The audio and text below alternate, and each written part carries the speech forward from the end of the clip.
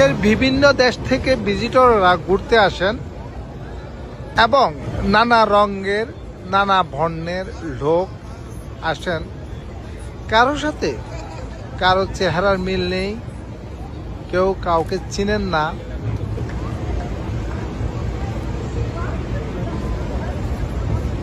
ভিজিটররা আসলে নিজেদের photo camera বন্দি করে নিয়ে যান।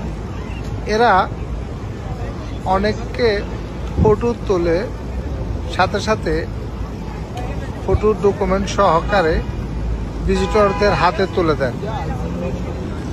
বাংলাদেশের মতো করে এখানে অনেকে আনন্দ করে রিক্সায় চড়েন। এই রিক্সাগুলো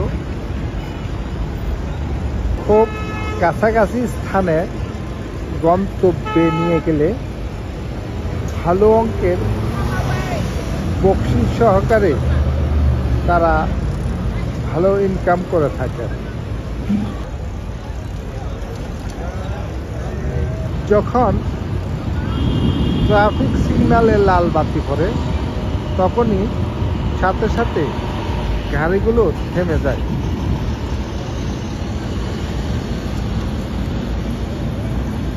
এবং ওই সময় মানুষ করে।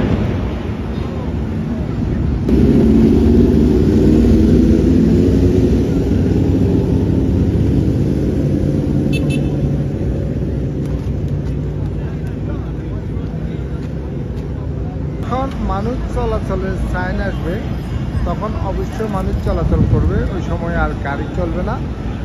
যদি গাড়ি ওই সময় চলে তাহলে মোটা অঙ্কের জরিমানা গুনতে হবে তাদেরকে, এমনকি লাইসেন্স সাসপেন্ডও হতে পারে।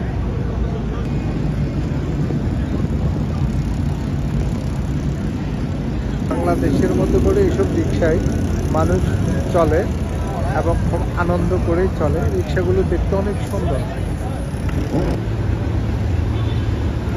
এসব রিক্সা স্তরে অনেকে আনন্দ পায় এবং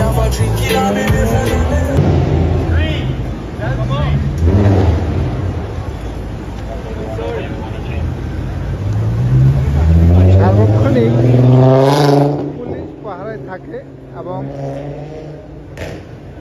সবার সেফটির বিষয়টি ওরা যথেষ্ট নজর দেয়।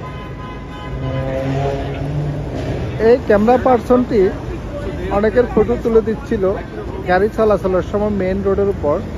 তখন পুলিশ তাকে দেখে বুঝিয়ে দিচ্ছে যে এটি ঠিক না, গাড়ি চলার সময় গাড়িকে সুযোগ করে দিতে হবে।